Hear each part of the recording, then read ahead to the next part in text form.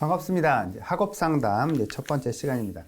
학업 상담이라고 하는 것은 학업 상담 이론이 이렇게 따로 있지는 않죠. 학업 상담 이론이 따로 있는 게 아니라 청소년 상담을 하다 보니까 청소년들이 주로 학업 문제에 대한 어려움을 호소할 때 어떤 걸 학업 문제로 우리가 분류를 할 건가, 그리고 이 학업 문제에 영향을 주는 요인이 뭔가, 그래서 어떻게 이제 학업과 관련된 문제들을 잘 해결할 수 있도록 도와주는가라고 하는 측면에서 접근하는 거예요. 그래서 학업 상담이 뭐 사실은 정확하게 이제 우리가 그 심리 상담을 좀 좋아하시고 심리 상담에 이렇게 좀 많이 이렇게 연습되신 분들은 학업 상담이 좀 이렇게 이거는 상담이 아닌 것 같은데 이런 느낌을 받는 경우들도 좀 왕왕 있다 이렇게 보시면 돼요. 그래서 청소년 상담이 아주 특수한 파트인 거다라고 생각을 하시면서 학업 상담의 내용을 보시면 됩니다. 먼저 이제 챕터 1에 보시면 학업 문제에 대해서 이해를 하는 겁니다. 청소년들이 주로 호소하는 학업 문제는 어떤 문제들이 있겠냐라고 하는 거죠. 그래서 핵심 이론 1번 보시면 학업 문제 개요, 양가로 1번 의 보시면 이건 이제 그냥 이해하고 넘어가는 거예요. 학업 문제니까 뭐라고 정의할 거냐라고 하는 거죠. 학업과 관련된 뭐 전반적인 문제를 학업 문제라고 보는 거예요. 동그라미 1번 학업은 청소년의 가장 중요한 발달 과제죠. 그래서 중학교, 고등학교 때, 그리고 이제 대학 가서는 그게 조금 이제 방향이 달라지긴 합니다만 전반적인 학업적 능력을 이제 잘 키워나가는 걸 되게 중요하게, 그리고 이제 하루 종일 같은 교실에서 붙어 앉아 있어서 하다 보니까 그런 게 되게 중요한 문제가 됩니다. 동그라미 3번으로 넘어가서 보시면은요. 학업과 관련된 문제는 청소년의 삶 전반과 관련되어 있고요. 학업에서의 부정이나 어려움은 생활의 모든 영역에 영향을 미칩니다. 그래서 학업을 중심으로 이제 학생들을 평가하는 이제 부모도 그렇고 학교에서도 그렇고 그런 경향이 많으니까 이제 이런 영향을 받게 된다라고 하는 거고요. 청소년에게 발생하는 어떤 문제나 갈등은 대부분 학업 곤란을 초래하게 되는. 그래서 친구 관계에 문제가 생겨도 학업적 어려움이 이제 연쇄적으로 생기고, 가정에서의 문제가 생겨도 학업적 어려움이 연쇄적으로 생기고, 이런 이제 일들이 많이 나타난다라고 하는 거고요.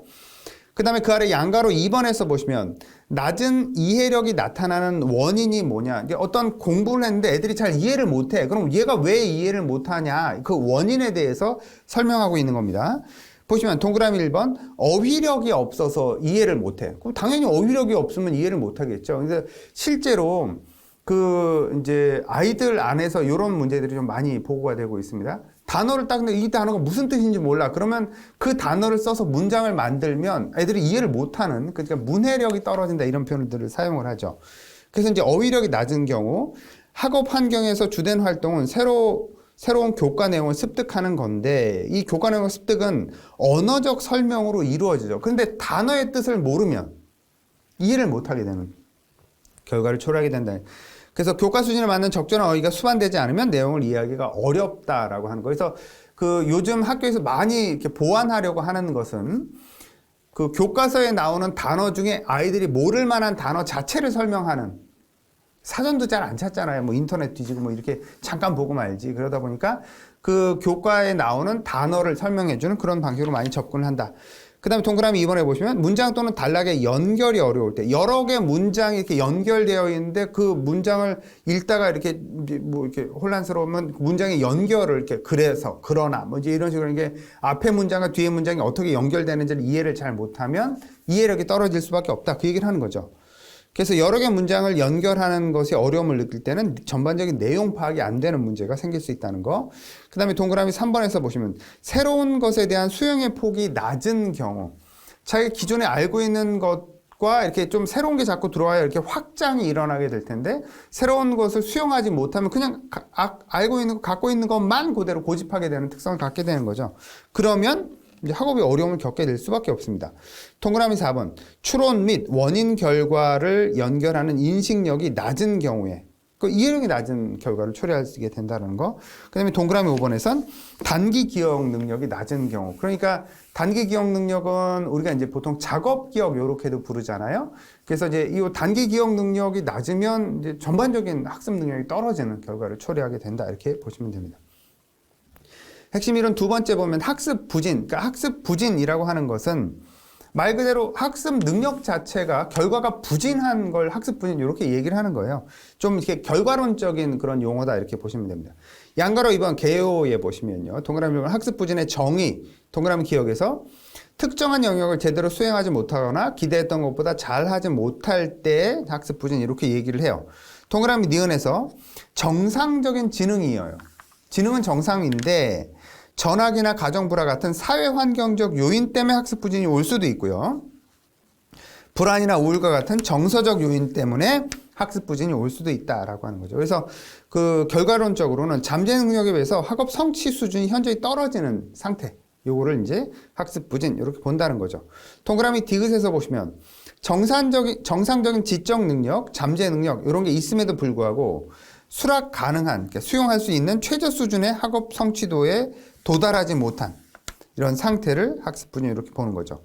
학교 학습 능력이 있으면서도 설정된 교육 목표의 최저 학업 성취 수준에 도달하지 못한 학습자 이렇게 부르기도 합니다. 동그라미 리을에서 보시면 이제 교육부에서는 학습 부진을 둘로 구분한다는 겁니다. 교육부 기준으로는 둘로 나눠서 얘기를 하는데 기초학습 부진과 교과학습 부진. 기초학습 부진은 기초적인 영역 전반적으로 학습 부진이 있다는 거예요. 기초학습 부진이 있으면 전반적인 학습이 잘 안 될 가능성이 높은 거고 교과학습 부진은 그 특정한 교과에서 학습 부진을 보이는 거다. 그 과목만 학습 부진이 나타난다. 이렇게 이해를 하시면 됩니다. 그래서 기초학습 부진은 기초적인 학습 능력, 학습 전략이 부족한 경우, 교과학습 부진은 해당 학년 교과에서 최소 수준의 목표에 도달하지 못했을 때 이제 교과학습 부진 이렇게 얘기하는 거죠. 학습 부진의 요인으로는 이제 학습 부진이 왜 발생했냐라는 요인, 동그라미 미음 얘기하는 거죠. 인지적 원인, 그다음에 학습 전략적 원인, 이 신체적 요인, 정서적 원인, 그다음에 환경적 원인, 뭐 이런 것들이 있을 수 있다는 거죠.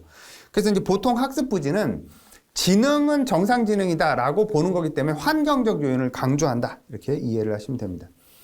외우는 거 아니에요. 이해하고 넘어가는 겁니다. 비읍 보시면은요. 지속 기간에 따라서 만성적인 학습 부진이냐 또는 일시적이고 상황적인 학습 부진이냐. 그러니까 이게 오래 지속됐냐 아니면 잠깐 그런 거냐. 이제 이렇게 구분할 필요가 있다는 겁니다. 동그라미 시옷에서 보시면 이제 원인입니다. 학습 부진이 일어나는 원인은 동기가 부족해서 또는 교사의 낮은 기대 때문에 공부 기술과 학습 시간 자체가 부족해서 나타나지는 원인 이런 것들이 있을 수 있다는 거고요. 동그라미 이응에서 보시면 학습 부진은 능력과 성취의 편차, 즉 기대되는 학력 수준과 성취된 학력의 차이로 설명할 수도 있다. 동그라미 지읒에서 보시면 보편적인 교재나 교수 방법으로 이 친구들에게 도움을 주는 건 별로 효과가 없더라. 이 친구에 맞는 방법을 사용해서 도움을 줘야 학습 부진이 해결이 되지 일반적인 방법으로 일반론적인 접근을 해서는 학습 부진이 잘 해결이 안 되더라 라는 겁니다. 동그라미 2번 학자들은 학습 부진을 어떻게 정의하냐면 잉그램이라는 학자는 학년 진급에 만족할 만한 성과를 내지 못한 학습자를 학습 부진 학생 이렇게 보는 거죠. 커크라는 학자는 교육 과정 적응에 곤란을 겪는 학생. 그 다음에 이제 박성익이라는 이제 국내 학자는요, 쭉 내려가서 설정된 교육 목표에 최저 학업 성취 수준에 도달하지 못한 학습자를 학습 부진자 이렇게 정의한다는 겁니다. 뭐 그것까지는 그렇게 중요하진 않고요. 동그라미 3번에 보시면 학습 부진과 좀 구분해서 사용하는 용어 비슷한데 좀 구분해서 사용하는 용어가 있습니다. 요건 좀 여러분이 잘 기억해 두실 필요가 있습니다. 학습 지진이라는 용어. 지진이라는 용어 사실 좋은 표현은 아닙니다. 그러니까 좀 그 비하적인 느낌이 들거든요. 그래서 이제 학습 지진이라고 얘기할 때는 지적 능력이 좀 저하된 상태예요. 그래서 보통 지적 능력이 어느 정도 저하되냐?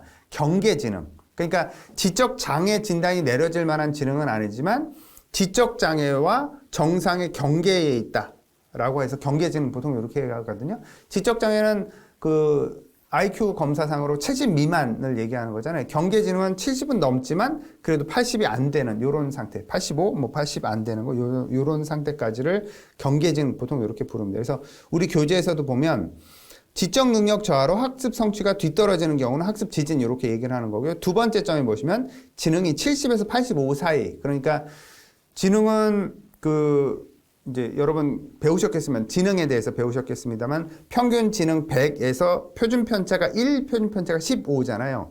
그러니까 2 표준 편차 미만이면 지적 장애, 1 표준 편차에서 2 표준 편차 사이, 그러니까 70에서 85 사이가 되는 거죠. 그러면 경계 지능 이렇게 이야기를 하는 거다 이렇게 보시면 됩니다. 학업 저성취라고 하는 거. 학업 저성취는 성취가 낮다 이 얘기인 거죠. 그래서 학습 부진이랑 혼용해서 사용하는 경우가 많습니다. 그래서 첫 번째 점, 학습 부진과 자주 중복해서 사용하는 개념, 하위 5에서 20%의 성취 수준, 아래로부터 5에서 20% 사이 성취를 하면 저성취 이렇게 얘기한다는 거죠. 두 번째 점, 잠재적인 수준을 고려하지 않고 성취 결과만을 기준으로 이야기를 하는 거다. 그 다음에 세 번째 학습 지체, 학업 지체라는 거. 학업 지체는 첫 번째 점 보시면 발달 과업을 적절히 성취하지 못하거나 학업 목표를 달성하지 못한 학습자, 이런 걸 학업 지체 이렇게 얘기한다는 거죠. 그래서 그 두 번째 점, 절대적인 기준치를 준 거로 학습 지체를 우리가 구분한다. 그 다음에 네 번째가 이제 학습장애. 학습장애는 이상심리에서도 얘기를 했던 거예요. 특정 학습장애 얘기하는 거.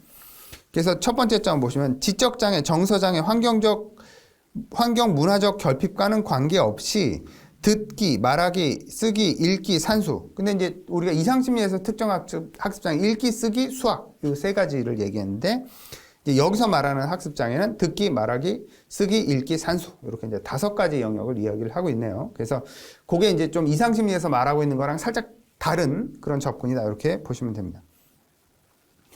동그라미 4번에서 이제 우리나라에서 학습 부진은 어떤 기준을 갖고 있냐? 아까도 앞에서 교육부에서는 우리가 이제 그 기초학습 부진과 교과학습 부진 이렇게 두 개로 구분한다 이렇게 얘기를 했었습니다. 그래서 동그라미 기억에서 보시면 기초학습 부진입니다. 기초학습 부진은 초등학교 3학년 때 검사를 해요. 초등학교 3학년 올라가는 아이들 전체를 검사를 해서 그래서 읽기, 쓰기, 수학 이렇게 이제 세 가지 영역에서 최소의 성취 수준에 도달하는가를 보는 게 이제 기초학습 부진 검사입니다. 그래서 동그라미 니은에서 보시면 쭉 내려가서 결과적으로 나타난 학업 성취 수준을 중요하게 보고요. 동그라미 디귿에서 기초학력 미달 기준은 이제 그 국어, 사회, 수학, 과학, 영어 과목에서 목표 성취 수준의 20% 이상을 달성하지 못한 경우에는 기초학력 미달로 본다라는 거죠. 동그라미 리을에서 그러면 이제 리을에서 보시면 이제 교과학습 부진입니다. 교과학습 부진은 각 교육 단계에서 요구되는 최저 학업 성취 기준에 도달하지 못한 그런 학습자를 교과학습 부진 학습자 이렇게 얘기하는 거죠. 그래서 지적 능력은 있지만 선수학습의 요소의 결핍이라든지 재반 환경적 영향으로 인해서 각 학년의 최저 학업 성취 수준에 도달하지 못한 학생들을 이제 교과학습 부진 학생. 평가 도구는 교과학습 평가 진단, 중간 기말 평가, 교사 평가 이런 것들을 통해서 교과학습 부진 학생을 이제 선별해낸다 이렇게 보시면 됩니다. 그러니까 기초학습 부진은 초3 때 이렇게 일괄적으로 측정한다 이렇게 구분해서 기억을 하시면 됩니다.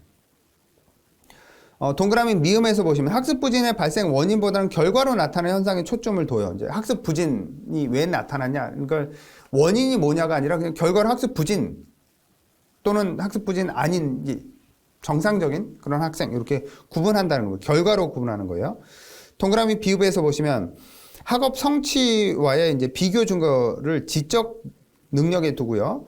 학습 부진의 원인을 뇌손상과 같은 개인의 내적인 결함보다는 누적된 학습 결손, 학습 전략과 같은 교수 학습 환경에 둔다는 겁니다. 그러니까 지능을 중요하게 보는 게 아니고요. 환경적 요인을 가지고 학습 부진을 이야기하는 게 특징이다. 왜 그러냐면 지능에 문제가 있어서 학습 부진이 나타났다 그러면 지능을 좋게 만드는 건 불가능하잖아요. 근데 환경적 요인 때문에 학습 부진이 나타났다 그러면 이 환경을 개선하면 학습 부진이 개선될 수 있기 때문에 그래서 이제 환경적 요인으로 주로 이야기를 합니다. 그 아래 지식인 부분에 보시면 선수학습과 학업성취, 선수학습이라고 하는 것은 이제 마치 이렇게 케이크 쌓듯이 아랫단이 쌓여야 그 위에다가 다음 단을 쌓을 거 아닙니까? 이게 이제 선수죠. 선행학습 얘기하는 거 아니죠. 그래서 거기 이제 첫 번째 점 보시면 선수학습이란 이전까지 배운 내용, 즉 앞서 받았던 학습 내용을 선수학습 이렇게 얘기를 하고요.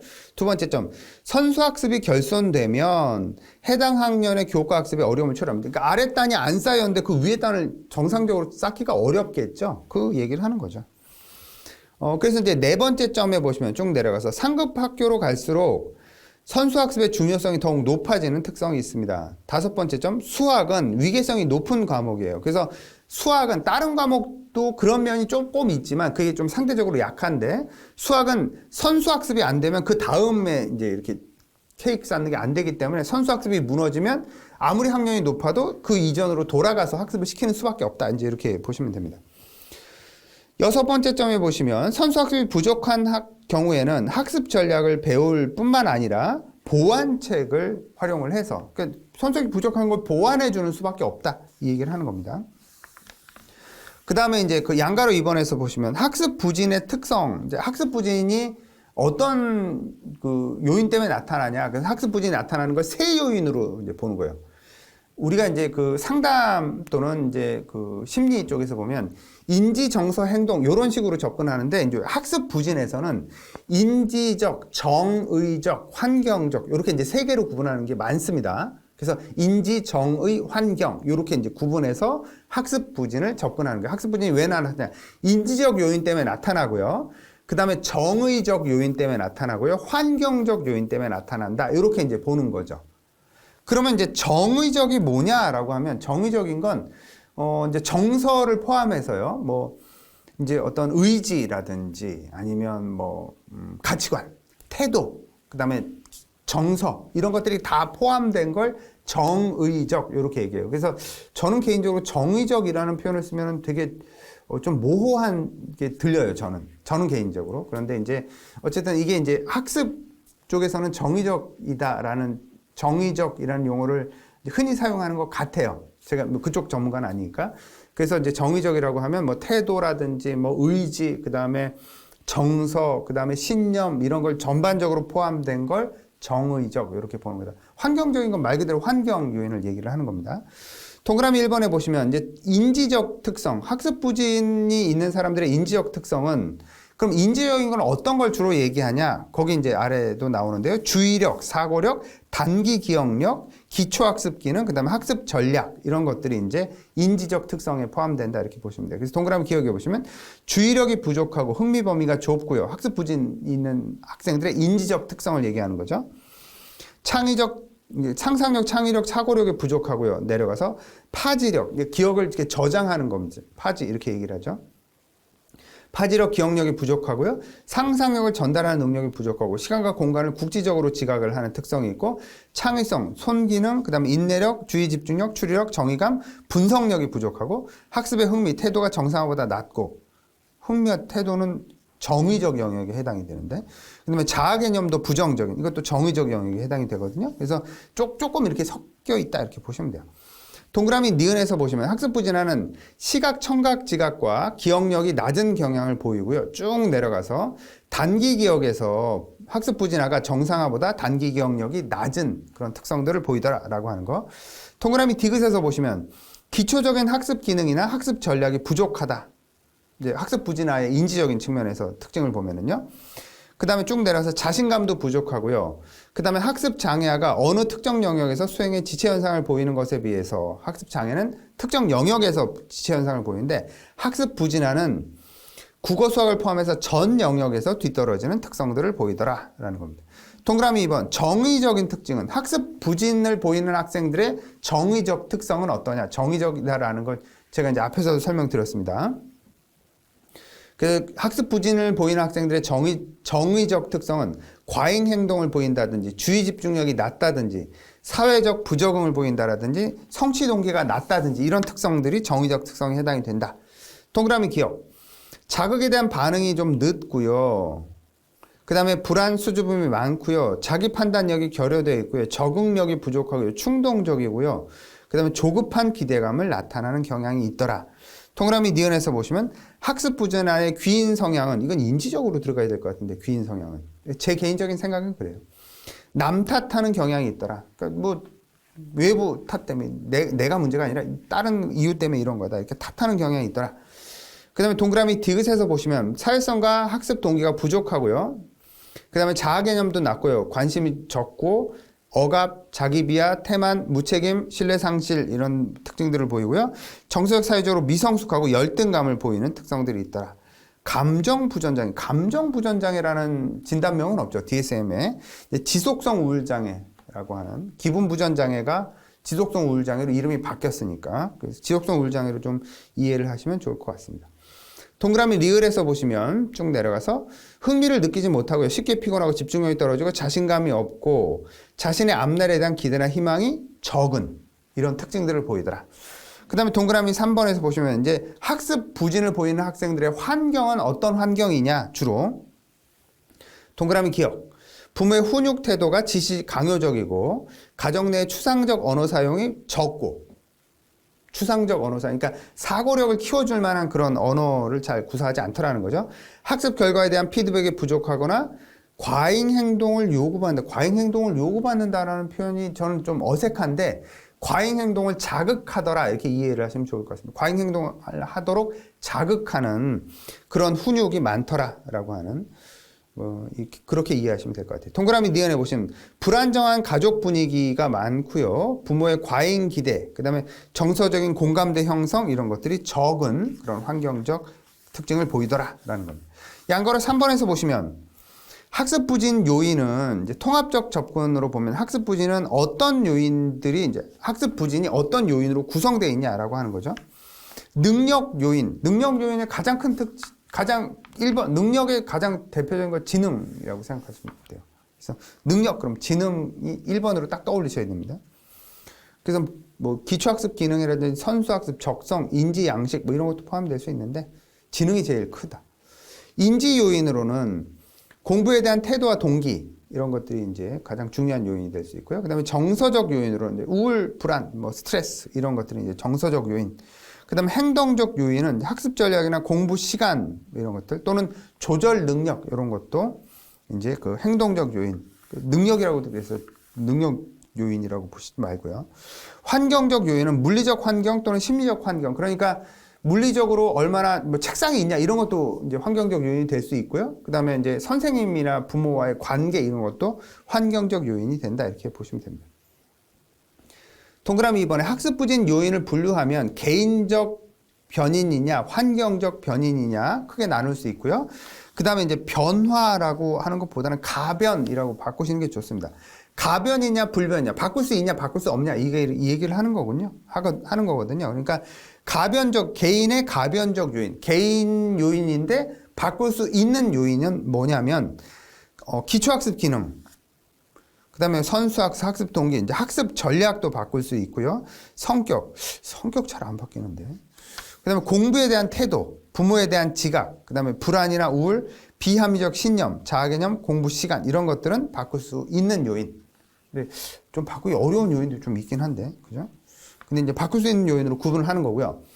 이제 바뀌지 않는 불변 요인, 지능 못 바꾸지. 그죠? 지능을 바꿀 수 있으면 저도 지능을 높였지 벌써. 그 다음에 적성, 기질, 인지 양식. 인지 양식은 도식이라고 보통 얘기를 하죠. 근데 인지 양식은 완전히 불변은 아닌데, 그래도 좀 바꿀 수는 있기는 한데, 기질은 안 바뀝니다. 적성도 기질적 요인이 좀 많아서 잘 안 바뀌는데, 인지 도식, 인지 양식, 이제 도식이라고 하는 건 그래도 조금 바뀌는데, 그러니까 이제 우리가 인지행동 치료를 하니까. 어쨌든, 그렇게 생각하시면 되고요. 그 다음에 이제 환경적 변인들 중에서 가변적 요인, 환경적 요인들 중에서 가변적 요인은 뭐냐면 부모와의 관계, 그렇죠. 부모와의 관계 뭐 더 노력하면 바뀔 수 있죠. 부모의 양육 태도, 이건 부모의 노력으로 바뀔 수 있고요. 성취 압력, 그 다음에 또래 관계, 교사와의 관계, 형제와의 경쟁 이런 것들은 이제 가변적 요인 이렇게 볼 수 있고요. 환경적 요인들 중에 이제 바꾸기 어려운 거, 잘 안 바뀌는 거는 부모의 지위 변인, 부모가 갑자기 하위 계층에서 상류층으로 올라간다. 이런 건 어렵잖아요. 로또 맞으면 되나? 잘 모르겠습니다만 어쨌든 잘 안 바뀌죠. 가족 구조가 바뀌는 거, 학교 풍토가 바뀌는 거, 교육 과정, 이건 법이 바뀌어야 되나? 그 다음에 교사의 교수법, 그 다음에 학습 과제, 학교 시설, 시험 형식, 경쟁 구조, 사교육 이런 것들은 불변 요인에 해당이 된다. 그러니까 뭐 정확히 절대 안 바뀐다 이런 걸 얘기를 하는 건 아니죠. 그러니까 이제 바꾸기 어려운 요인 이렇게 좀 구분해서 생각을 하시면 될 것 같아요. 양가로 4번에서 보시면 학습 부진 학생을 위해서는 이 학습 부진 학생들은 이제 수업 전략도 좀 부족한 경우들이 많으니까 어떤 수업 전략들이 좀 더 효과를 볼 수 있냐라고 하는 겁니다. 동그라미 1번에 보시면 이제 적응 수업 전략으로는요. 동그라미 기억에서 학습 부진아가 이해할 수 있는 수준으로 학습 목표를 제시해 줘야 된다. 그러니까 이제 그 다른 애들은 뭐 그냥 놔둬도 잘 하니까, 놔둬도 잘하는 게 아니지. 걔네들은 지금 있는 방식으로 수업을 해도 뭐 잘 하니까 학습 부진 아들을 위해서는 얘네들이 달성할 수 있는 목표를 제시해 줘야 된다. 이 얘기를 하는 거죠. 동그라미 니은에서는 그 이제 수업 진행을 위해서 단원별 또는 차시별 수업 개요를 제시해 주는 거. 우리가 전체 가려고 하는 건 어디인데 지금 요만큼 가는 거야. 이렇게 이제 단계별로 나눠서 우리가 제시를 해줄 필요가 있다는 거.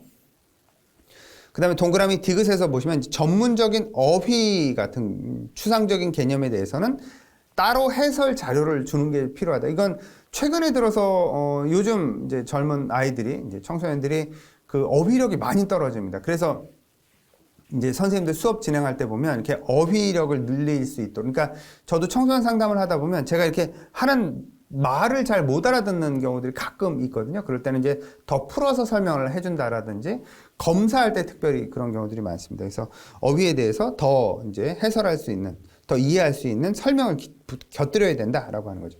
동그라미 리을에서 보시면 수준에 맞는 적절한 가정학습 과제를 제공해 줘야 된다. 그러니까 똑같이 그냥 제공하면 안 되고 얘네들은 얘네들 수준에 맞게 이제 과제를 제공할 필요가 있다라는 거고요.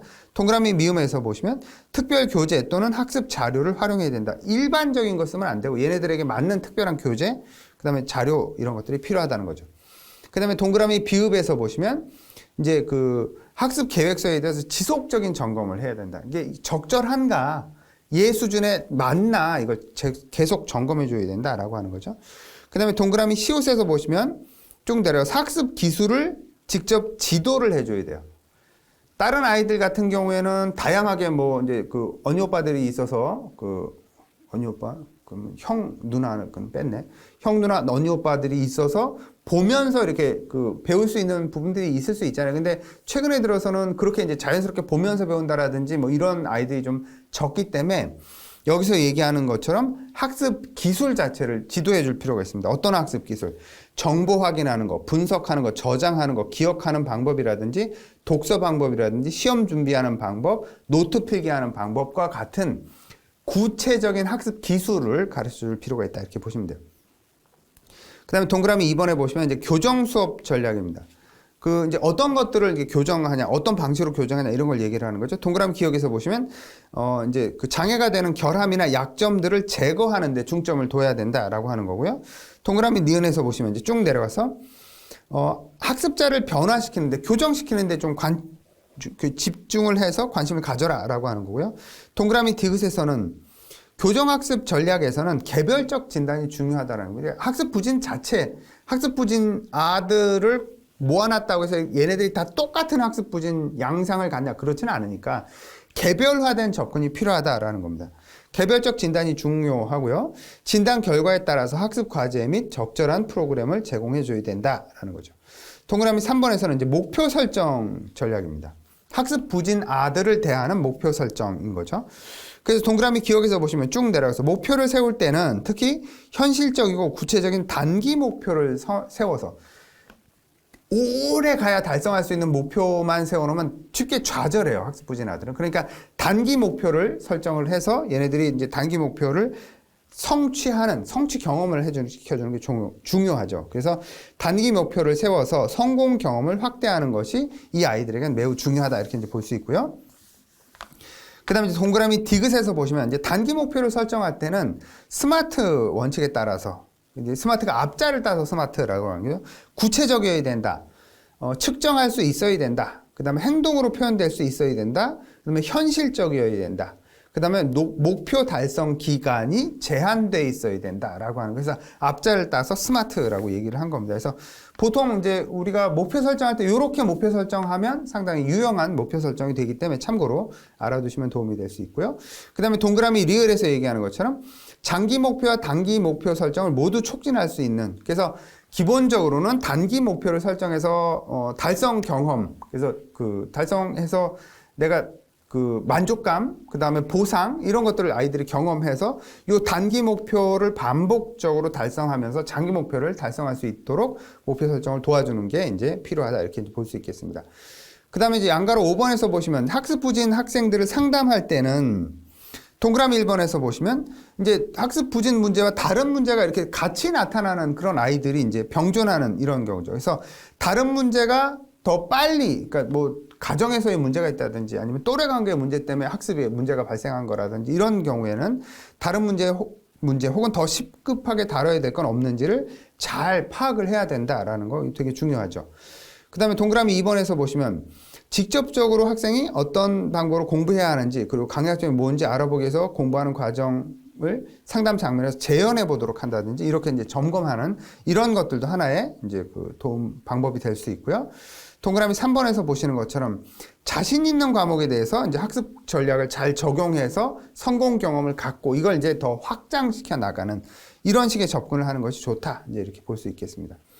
그 다음에 동그라미 4번에서 보시면 학습 방법에 대해서 이제 진단 검사, 현재 상태를 객관적으로 볼 수 있는 검사 이런 것들을 먼저 실시해서 그런 것들, 그러니까 그냥 그 어떤 학습 부진일지를 추상적으로 접근하는 것보다는 검사를 통해서 이렇게 객관적이고 체계적으로 접근하는 이런 방법이 좀 더 효과적일 수 있다라고 하는 거고요.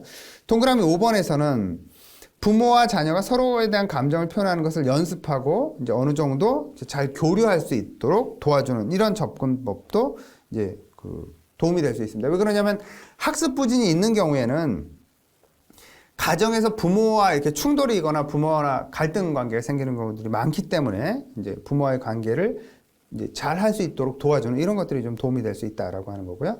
그다음에 동그라미 6번에서는 구체화하는 방법으로서 척도 질문을 사용한다든지 원하는 목록을 작성한다든지 이런 방법들을 사용해서 접근하는 거 이런 것이 좀 도움이 될 수 있다 이렇게 볼 수 있겠습니다. 그래서 학습 부진에 대해서 여러분이 이제 전반적으로 좀 이해를 하시면 도움이 될 것 같습니다. 여기까지 수고하셨습니다.